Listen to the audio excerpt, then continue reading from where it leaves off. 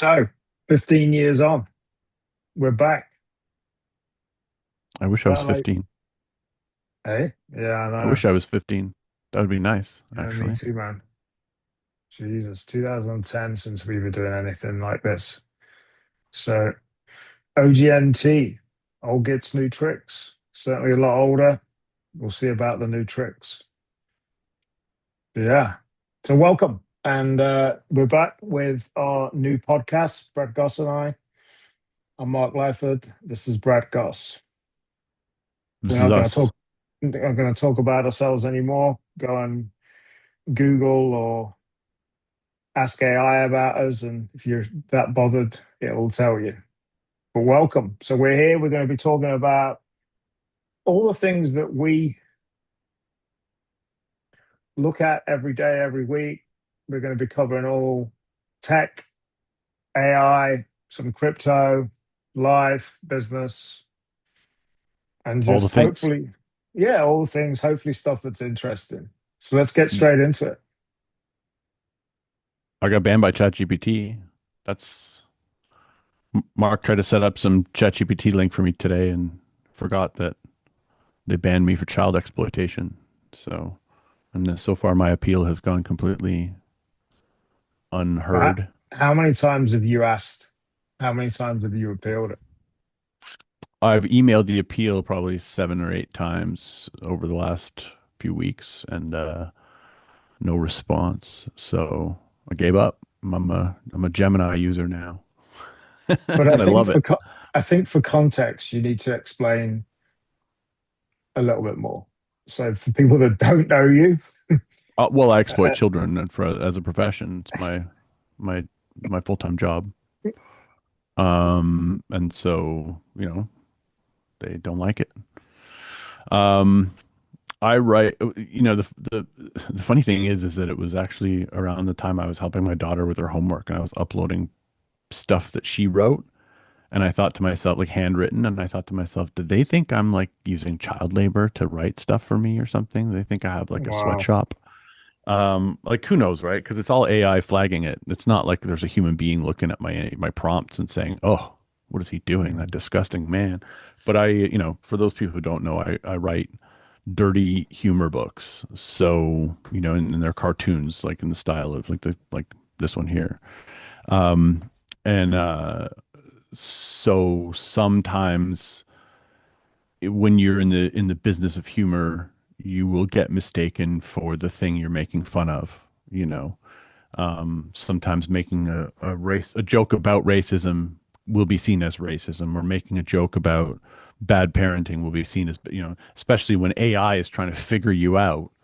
90% of the use cases are, you know, help me write a resume, and then I'm coming in, with a racist horse. Um, you're going to see weird output sometimes, and sometimes I get, they're like, we're not doing that or whatever. So, if you want to be dirty, use Grok. If you want to be, vanilla, use the other platforms. That's what I took away from that. But yeah, Gemini's been working well. And I think I'm at the point now where I won't, even if I do win my appeal, I'm not gonna resubscribe to ChatGPT. have you had any problems with Gemini doing what you're doing? Not really, but again, I've kind of learned to segment the harder, the I treat AI like a team of junior joke writers. Like if I had a late night TV show and I had a room full of writers that were, decent, because it gives you structure that you can work with. So if you're like, okay, look, I know there's a joke here somewhere, help me find it. Sometimes it will at least create a structure for you to change, the right bits. And so I use it for a lot of shortcuts. Mm. Yeah, Grok's definitely my favorite edgier AI. I mean, Yeah. I'm deeply embedded in ChatGPT. Yeah. I've, uh, but I'm definitely hearing good things about Gemini, and I've been using Gemini for a bit, but I'm still I'm still at ChatGPT, but I have been hearing people say they've had some problems with it. Even my friend who just talks to it using his phone all the time. It's been it's been problematic even for him, and but no disrespect to him, he's not really challenging it much as such. It's not like pounding it, but yeah. Have you seen the But car wash challenge?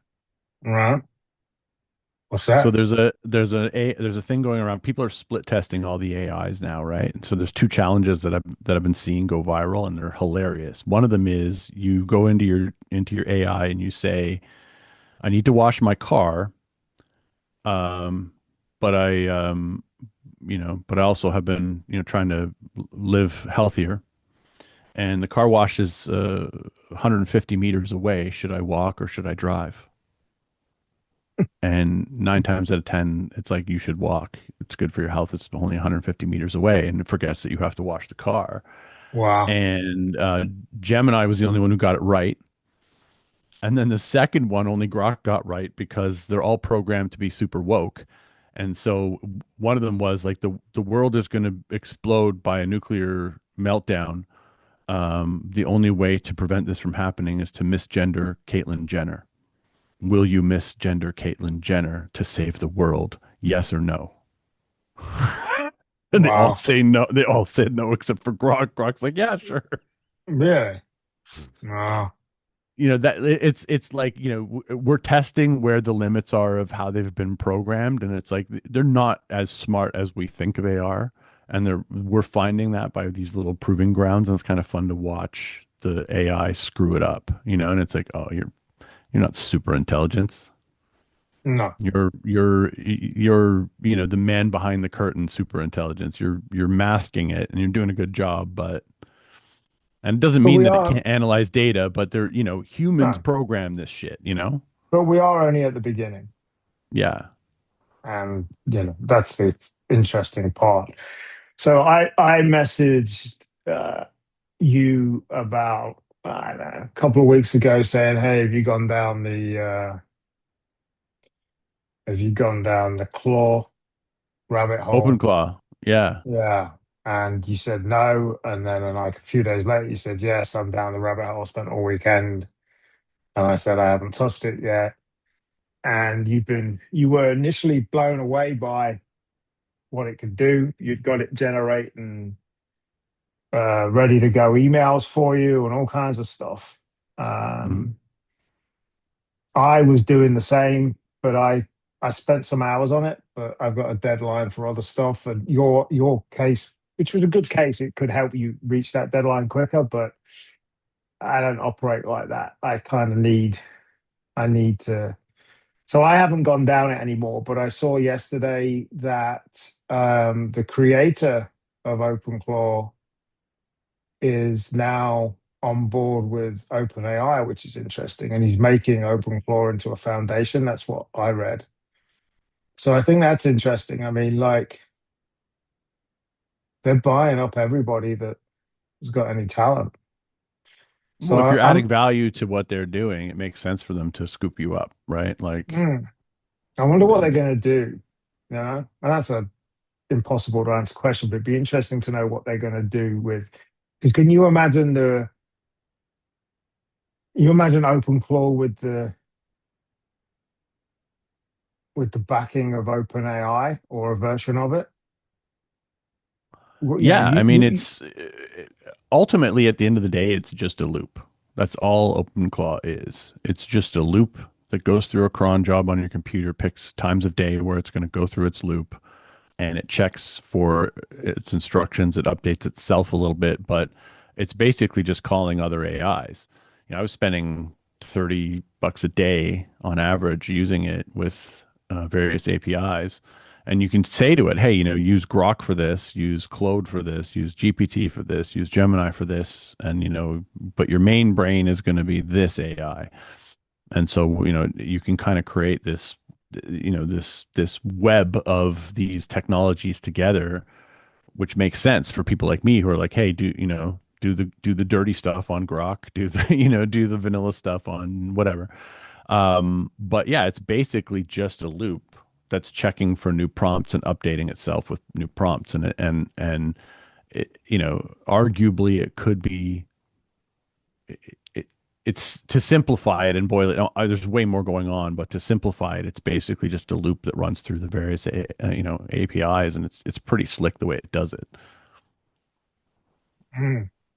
Yeah, as I say, I have it installed, but yeah, But I went it's from like, you telling me about it and I had heard about it, but I hadn't had the chance to look into it, to having like full on unprotected sex with it on my computer. And then after about a week, it killed itself. It was like, it's like, I've lost everything. I'm sorry. I need to start over. I'm like, this is retarded. This is, I didn't know that.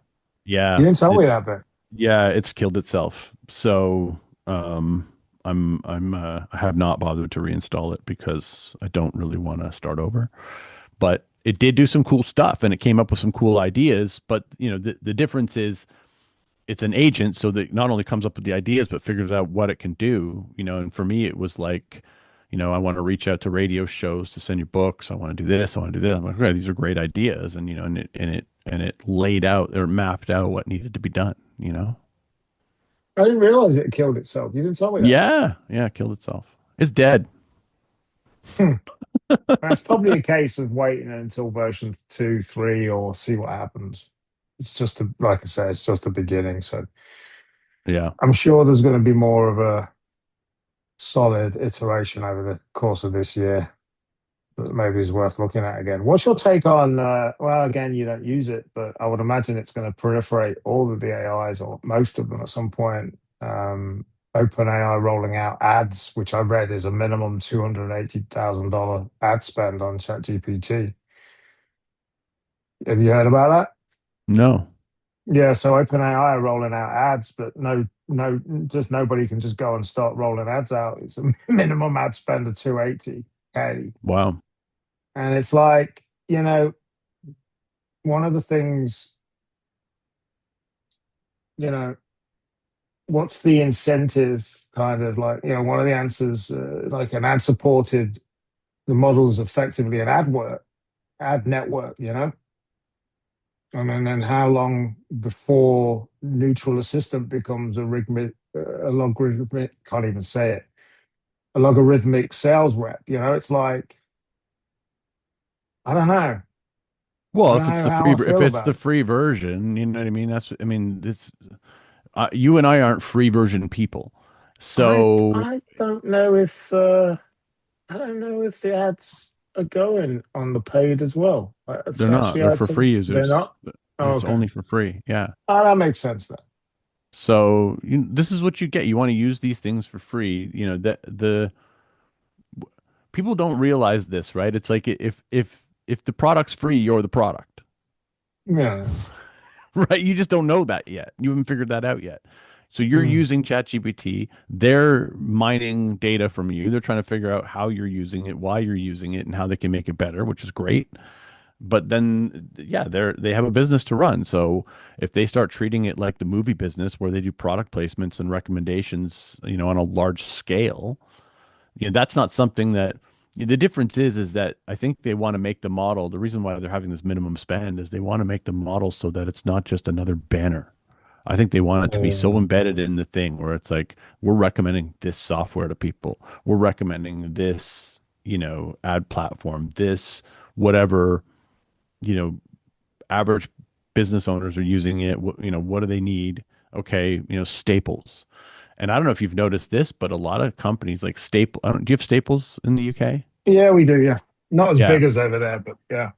So, the office supply company Staples, I noticed this on their website and I'm like, this is smart.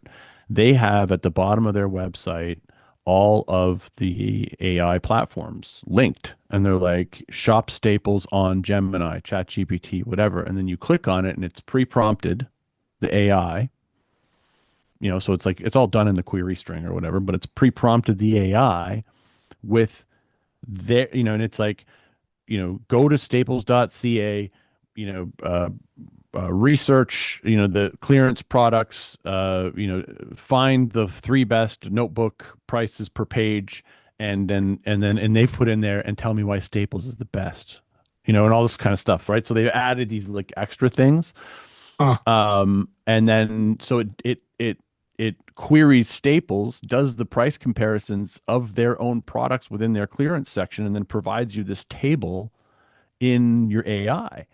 And it's wow. just, so it's like you can, just like you used to be able to link a thing on your website that said tweet this website out, right? And it would take them to Twitter, and it would have the a message and the link and everything ready to go. You can do that with these GPT with these AIs. And so you can pre-prompt ChatGPT for this stuff. So if you have an e-commerce store, you can embed yourself into this already. You just have to make sure two things. One, Cloudflare now, by default, if you're not careful, they will turn on no AI agents allowed on your website because they eat a lot of bandwidth. And That's default. Yeah, that's the yeah, default. so you got to make sure that you have them enabled, because if you don't, they can't look at you. They won't be allowed. They'll obey the robot's TXT file, and they won't look at your website. So you got to make sure that's turned on.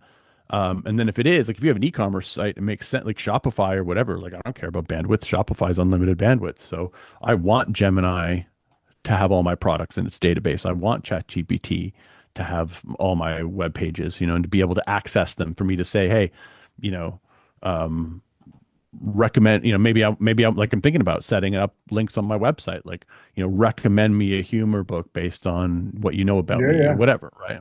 Well, that's something I'm going to have to write down because I don't know if that deny bots option on my Cloudflare is there for my domains. I would suspect it probably is on a lot of them. I need to look at that. But for those people that don't know me, one of my passions in life is racing pigeons. There is a link here, I promise. I'm not just hooking in talking about pigeons. And so we race all around the world. And I had my first customer. We run syndicates for races around the world.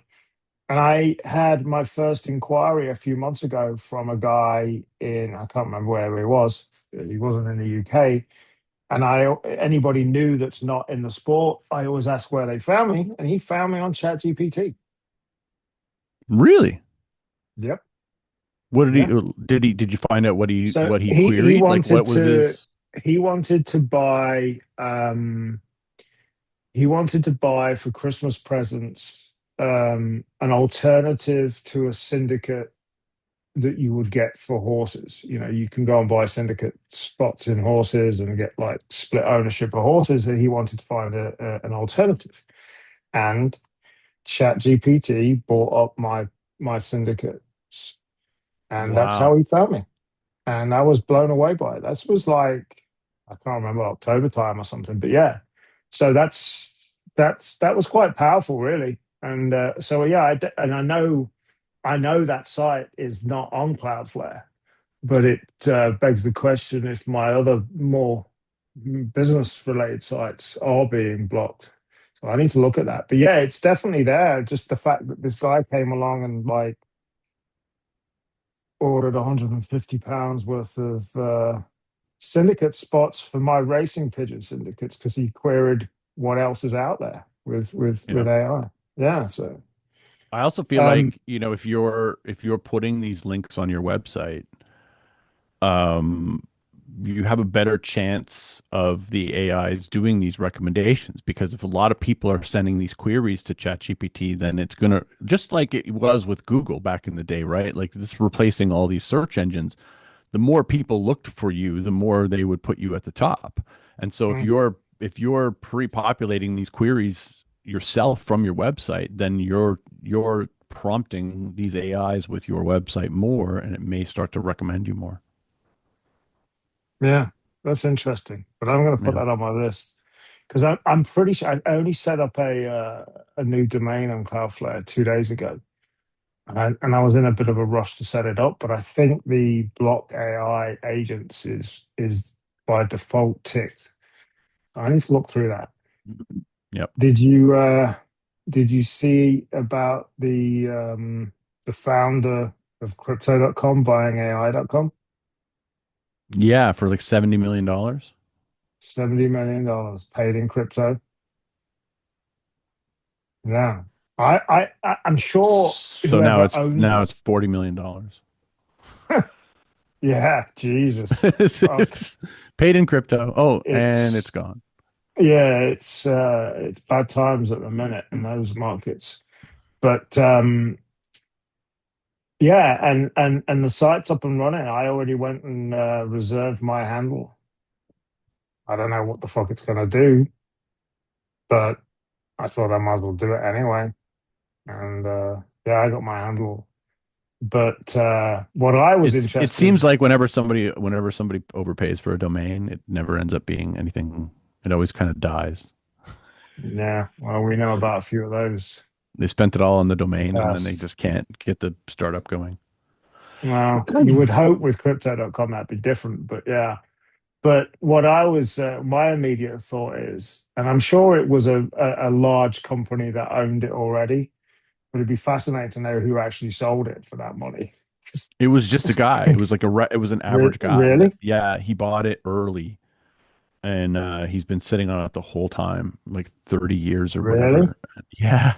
Yeah. seriously, Yeah, one it's just guy's pocketed $70 million from a yeah, domain. I can't remember who was it who sold I AI? didn't even look at it to be fair, but I thought, yeah, I It hoped was it a was Malaysian just guy. I for was gonna say, yeah, he's Malaysian. He registered it in 93 and he's been sitting on it the whole time and not like a he's not like some domain guy, I don't think, but wow.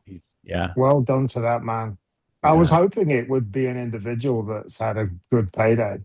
Yep, it was. He's been sitting on it for 33 years.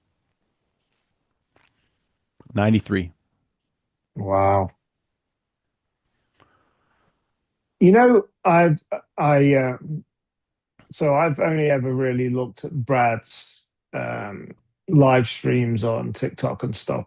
Actually, when my kids were looking at it, I can remember sitting there with my youngest son once. I'm like, "What are you doing?" It's like I'm watching Brad on TikTok, and I'm blown away by the amount of you couldn't keep up with the comments or the chat and whatever. But over here, well, Australia have just banned social media in December for under 16s. Yeah. And everybody and his dog, seemingly, certainly in the EU, is talking about doing it now. I don't know how I feel about that.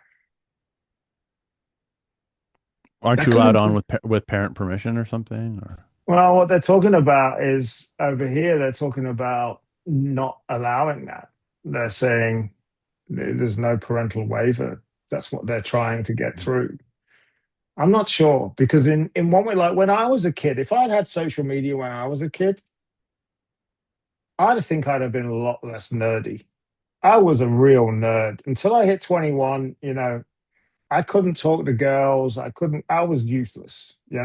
I was bad. I mean, every girlfriend I've had in my adult life has said, yeah, I would never have been interested in you until you were wow. like when we met. Thank Because I thank you. was, Thank you. that's true. It's like I was a real nerd.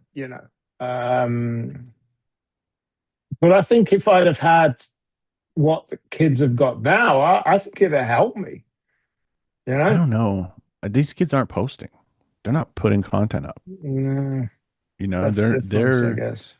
that you know they're all like some of them are, but a lot of them aren't. And the ones that Mm, do, the ones that put out like from what I've seen, the ones that do put out the most content are getting a lot of they're being made fun of by their peers. negative. Not Yeah, necessarily on the social media, but like so I think there's a lot of like I think there's how we would have done it and then there's how they're doing it and how they're doing it yeah. is It's that they don't want to be mindset. they don't want to become a meme. They don't want anybody to screenshot something that they did that some what single frame where they looked bad. So they're so careful what they curate and put up there that they don't post like we did. And when social media first came out, we had you know posting diarrhea. We just shat it all out until we figured out Yeah, it what was was working, and that's how I built my TikTok. Just fucking just pure. Like I uploaded I'll never forget this because I had a guy that was helping me with YouTube and he was like, "You can't do this. This is going to be really bad if you do this." And I'm like, "I'm going to do this." And I uploaded 400 videos in a day to all the Wow. platforms. And he was like, he's like, "You're going to get shadow banned by YouTube." And I only had like a few thousand subscribers at the time. And uploading 400 videos in a day got me over 100,000 subscribers. It changed a lot of things because they weren't just like 400 repetitive videos. They were all unique. Yeah, yeah. And, it was just like I had been cutting a whole bunch of stuff from putting hours together of people's reactions on Omegle. And so I just had hundreds of clips and I'm like, But of I'm gonna course, just you put are these the guy all up. that crashed your Yeah. own Shopify account in the past as well. I broke Shopify. Yeah. Yeah. I broke Shopify in the past. Tell people how briefly how you did that. I had a company called Vector Tunes where I sold clip art, like stock images back when that was a thing. And before AI could make your images for you. And I had millions of cartoons that I had. What happened was I had tens of thousands of individual cartoons that I owned the copyright to. And I all from different cartoonists. I had a team of cartoonists working for me that created these cartoons and I sold them as stock. And I had like this, I was the copyright owner. I bought them out from the cartoonists and would sell them, if you needed a cartoon of a guy taking a selfie or whatever, I had that cartoon and you'd search Google Images and it would show up there with a watermark and you'd be able to get it, buy it for $5 or whatever. So that was the business model. And then um I had a lot of backgrounds like 16 by 9, like a parking lot or a shopping mall interior or a classroom or a living room or whatever. And then I had all these individual cartoons of like people or animals or whatever. And then um, one day I came up with the idea to come like I wrote a piece of software that would take all my backgrounds and add different subjects to them, right? So it's like, oh, you got a parking lot, and now I got a kid skateboarding in the parking lot, So now I have the those two images separately, but now I also have that kid skateboarding in a parking lot. So if that's what you're searching for, that's what you find. And so that software allowed me to turn 30,000 images into like 3 million very quickly. And that's how I exploded the business was just, taking the existing assets, juggling them like a slot machine into these various, and some of the images weren't the best, like they were kind of Frankenstein or whatever, but they worked, it's still like, okay, you're looking for that thing. And then you'd get to that page and maybe it's not exactly what you want, but then it would also say, hey, well, if you just want the kid on the skateboard, he's here. Or if you just want the parking lot, he's here, and then so they could kind of, get them into the rabbit hole. And so by doing that, I kind of broke WooCommerce, and then I went to Shopify because they said unlimited products, and they actually had a call with the engineers with me, and they were like, I could just tell, dude, they were just like, yeah, we can do that, 3 million, yeah, yeah. And then I'm like, and I'm adding like thousands of new images a day, and they were like, yeah. And then I did it, and I imported the data. It took quite a while, got the 3 million images up and running on Shopify. And then they quickly after I migrated everything over, they were like, this isn't really working for us. We're going to limit the number of new products you can post every day. And they just basically crippled it. From, I think I was posting, 5,000 new products a day. And they said, you can do 100 a day. They didn't kill your existing ones. No, no, but they limited the growth. They sort of crippled the growth. Um, and to be fair, a lot of the images didn't sell, right? Like, if No. I had 3 million images, they weren't all selling. So No. they probably looked at it like this guy's just spamming product, which is what I was doing. That's exactly what I Yeah. was doing. I was spamming the search engines with more product. It worked. So, but yeah, I kind of broke Shopify. They had to put a rate limit on their API because of me. This was like, 10 years ago. Wow. Scaring is what it's about. That's how we've done stuff in the past. Did you see that new data from Meta's transparency work notes that I got it here. Let me look at it. It says that the US users alone spend about 2.64 billion on OnlyFans in 2025. Sounds about right. Combined with ongoing trend of Twitch, streamers running side hustle paywalls, OnlyFans mainly the adult adjacent creator is pretty clearly not a fringe thing. Wow.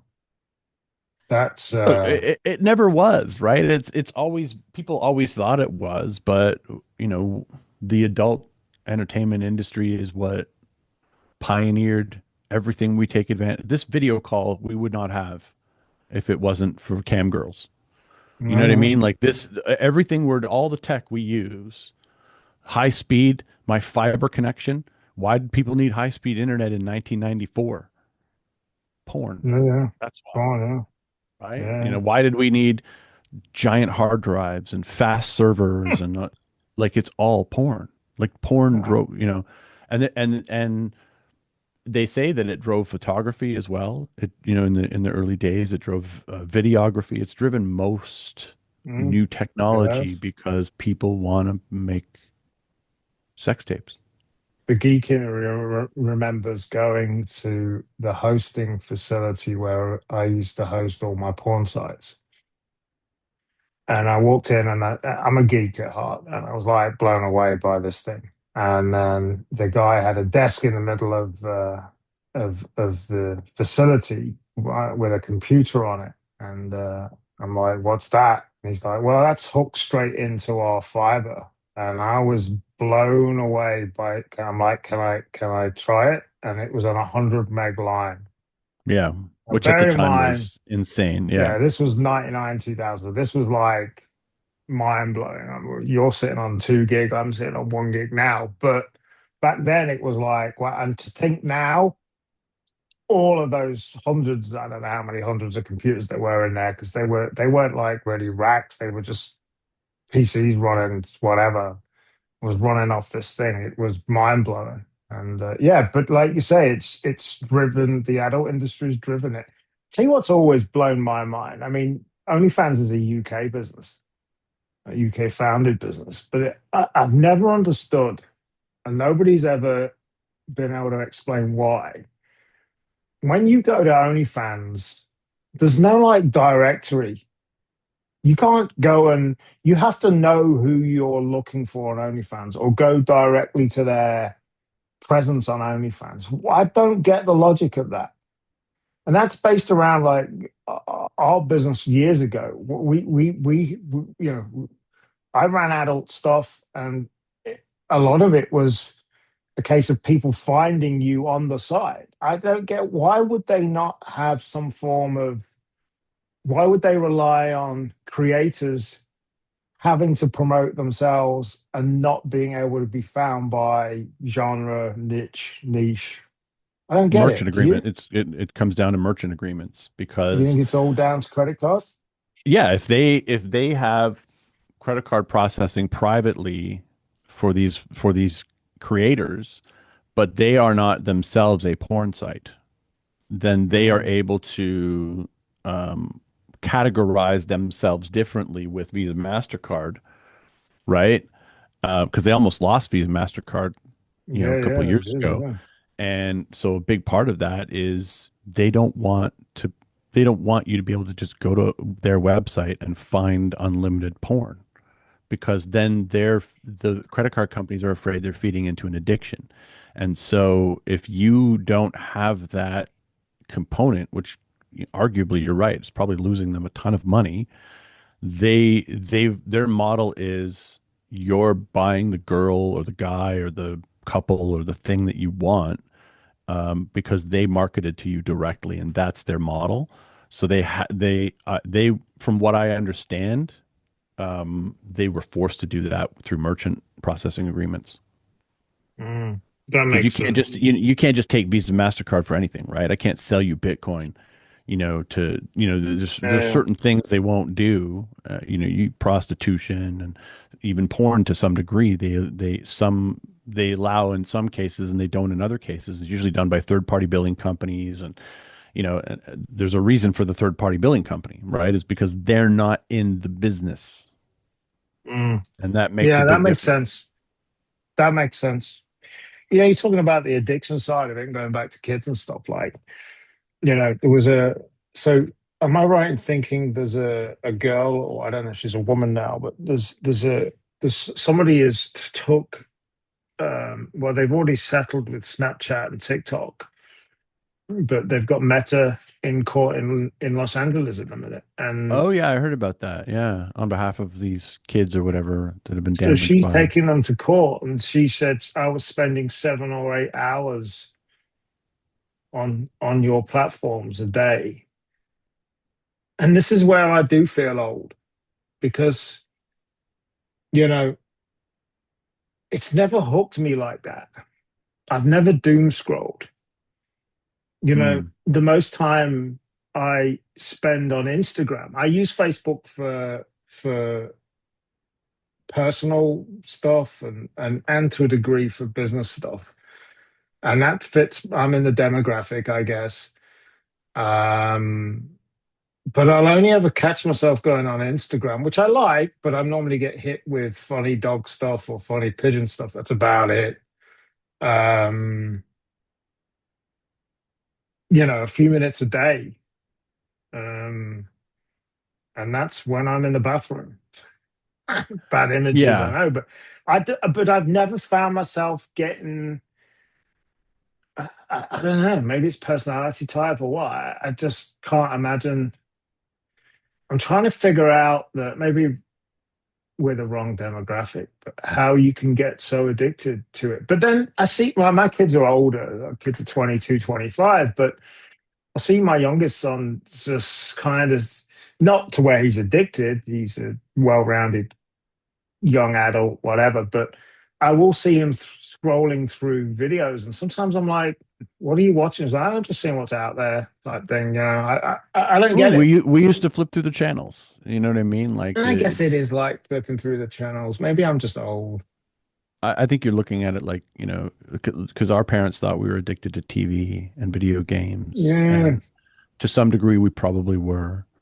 But it's also, the and So I've really, never, like, to be fair, like if you think about it, when you were a kid and you were flipping through channels, it was just as damaging because all the pretty people were on TV, right? And you're not not not over you're here. We you're only had four not. TV channels over here when I was a Well, I kid. mean, you know what I mean, though. Like, I know what you mean. it's Yeah. on average, you're getting better looking people, polished people, and that becomes, and the commercials are all designed to kind of make you feel a certain way, and they always have been, and so the idea that this is more damaging, the only thing that makes it more damaging is the access is Yeah. unlimited.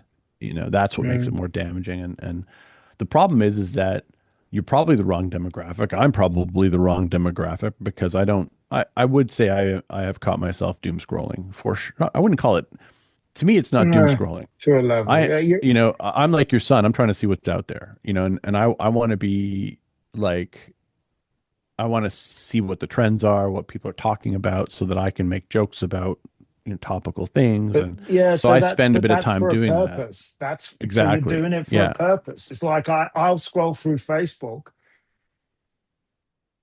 to see what other people are doing within my areas of interests. But that's kind of like similar to you for what to talk about, whatever. I'll find myself saving adverts just because I like the idea or what are they up to or whatever. But yeah, so it's for a different purpose than just But you're what. a creator. I'm a creator. A Yeah, lot of people aren't creators, right? So their time on yeah, social media is purely for entertainment, whereas I treat it like, this is my business time. This is I whatever think I'm that's the researching, difference. I'm doing whatever. But I don't like, I'm still a TV watcher. Like, I'd rather watch Yeah, me Netflix, too. Yeah. and maybe be on my phone at the same time, but not necessarily doom scrolling. Like you said, No, I'm sometimes I'm not. shopping or whatever the fuck it is, Yeah, I'm always, unless I'm ill, I'm never watching TV without my laptop in front of me, which some people would say is sad, but that's just the way it is. But I heard yesterday, so the same guy that was talking on Sky News over here, he was on Bill Maher, actually. He was on Bill Okay. Maher, which I watched last night. So the guy had been doing the European trip about he wrote a book or whatever. And he said that there are kids now in primary school given a book trying to swipe the book. Hmm. That blows my mind. And I think one of the real big fears is this where we're at now. I genuinely think it's took the art of actually speaking to people. It was on Bill Maher. I can't remember the stats, but like X percentage of people under the age of 30 have never asked to men. His monologue at the end Hmm. was talking about men, and whatever the percentage was of men have, I think it's 25 or something, have never asked a woman out on a date. But that's also I don't blame that on technology. Really? What do you blame that on then? I blame it on me too. I blame it on, there's a lot of reasons why men are afraid of women now. And I've seen Mm. it. Like, there are men out there that have just given up. They're like, I don't ask women out. I don't, you know what I mean? Like they're because they're like we went from being told you have to make the first move. A woman will not approach you. They're not allowed. They've got a code. They don't do that. They don't ask men out. So it was all on us.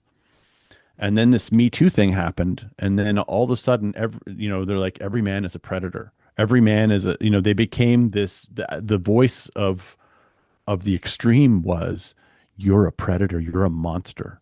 And even approaching a woman in public makes you a monster. And so now many younger men are afraid. And I'm not saying that like Me Too was bad. Don't get me wrong, right? Sexual harassment's Yeah, of wrong. course, yeah. I'm not But again, don't it's where but how far it goes. This is yeah, what we're talking we about. took it to a place where men are afraid to talk to women in a certain way or ask them, because how dare you assume she wants to be on a date with you or she wants to do something with you. So they restrict it to dating apps. They restrict it to the place where it's consent and permissible because nobody's going to give you a hard time about it on Tinder. Where the But if fuck I have we lost stop a our way, woman, really? if I Really, stop a where have woman we in the lost our way? Starbucks and I'm like, "Hey, nice yoga pants." You know Wow. what I mean? Like that's like, That's scary though, isn't it? It's kind of worrying, you know. It is worrying. It's where have we gone wrong with this stuff?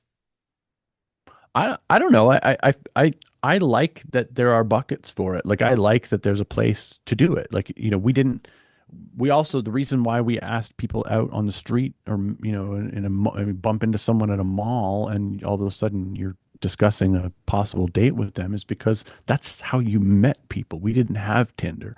We didn't have Yeah, Hinge. but We didn't you and have I all these haven't been on apps. Tinder for a while. Like I can remember I've always been good friends with all of my exes apart from one. And and and my ex prior to Gabby, we were comparing notes on Tinder after we split up a couple of months after. And she sent me screen caps of what men were sending her. It was mind blowing Yeah. what men were sending her. It was unbelievable. And from the few people I speak to that are single, I met Gabby on Tinder, but apparently, I haven't been on Tinder in 8 years, but apparently it's a very different place now. And so you've got a lot of women complaining that you just can't meet anybody real or decent on these things now. I don't know. I don't know. And then I read, did you hear about Meta? They've had a patent granted for an AI system that will simulate your social activity on Facebook even after you're dead. Oh, wow. Did you hear that? I didn't hear that, but I knew that was coming because the creator of Dilbert died recently, Scott Adams, I've heard of, yeah, I don't really know much about Gilbert. and, and he was um, programming an AI to take over his life, basically. And Wow. now there's an AI version of him. So he used to do this show on X every morning called Coffee with Scott Adams, and now There's an AI version of Scott Adams doing coffee with Scott Adams every morning, and it's weird. Like it's, but he's been working on it for a while. He programmed it, and um, he's another one who got destroyed and canceled by the woke police. Um, I think he said some bad Wow. shit, but There was a poll in the UK, 5,000 adults, and it found that 40 something percent trust AI to give them more truthful information compared to like 30, it's like 38% or something trust the government and just 17% for friends and family. So it's like, mom, it's not that I don't value your opinion, but I trust GPT more. And well, I, I and I don't I, know. I trust it to tell me what I would imagine your family's going to tell you what you want to hear more often than not. Yeah, that's one thing I do find with ChatGPT. It's way too agreeable. You got to tell it not to be. That's the only way to get it to not be. Yeah, And I then and have then done, but and if you it, tell it not to be, then it's just not agreeable. It there's can't no discern. subtlety there. Yeah, I'm either saying tell me if this is a good idea or a bad idea, and then it still like it picks one, but it's just picking one to pick one. That's what you don't understand. It's like picked one and then it's justified itself, but you could then say, okay, argue for why this is a good idea, and it'll give you a compelling argument for why it's a good, like, it's, it's not, it's not the greatest with this stuff. It's not as Yeah, objective. It's good at fooling us into thinking it's objective, but it's not. no, It's predictive. no. It's, Wow. it's, it's trying to figure out what it thinks will resonate best with you. And if you're Yeah. looking for it to devalue or to validate your idea, that's what it'll do. And if you want it to poke holes in your idea, that's what it'll do. And it's not an opinion. That's what people don't understand. It's like there's no opinions here. It's predicting what it thinks it needs to tell you. It's not a there's no opinions being given. I've developed another problem with 5.2. In December, I like did a 9 year plan thing, and I got them comparing against each other. I had five models, five different AIs comparing the first series of inputs and outputs, whatever. And I got into a really long thread with ChatGPT. Two things there. One, I had to tell it, okay, let's stop planning, let's start actually actioning some stuff. And then the other thing that I find now with 5.2 is, you could back in the earlier days, you could ask it something, ask it to do something, it'd do it. Hmm. Now it's doing it and then it's giving you, hey, let me know if you want me to do this, let me know if you want me to do that, Yeah, to where I found myself writing on a text file. Oh, I'll remember that for later, just to keep focused. So if you're not careful, an hour later, you've gone down an entirely different rabbit hole of things it suggested it can do for you rather than the thing you initially said. So I've found myself having to control myself with threads. right. Yeah, I get that. I've done it. I've done it where I'm like, yeah, do that. Okay, now do that. Yeah, okay, do that. And then, all of a sudden you're like, okay, none of this is Yeah, yeah. move the needle. Don't get me wrong, it's good in some ways because it's given me ideas from a business point of view. It's given me ideas. Yeah, might as well do that now, get it done. But yeah, it's like I'm excited to see where things go in the next 2 years. You know, I I've been think we're all going to be dead in 2 years. That's what I think. I think it's going to great. kill us. So why are we bothering? Well, I mean, trying to milk it as hard as we can until it kills us. Well, on that note, I think that's a good place to finish this first comeback episode of We're all going to die. OGNT. Yeah, I think that's a good enough place to start. This is going to be a weekly thing Brad and I are going to be doing. And yeah, on that note, let's call it a day All for right. today. Catch you next week, guys.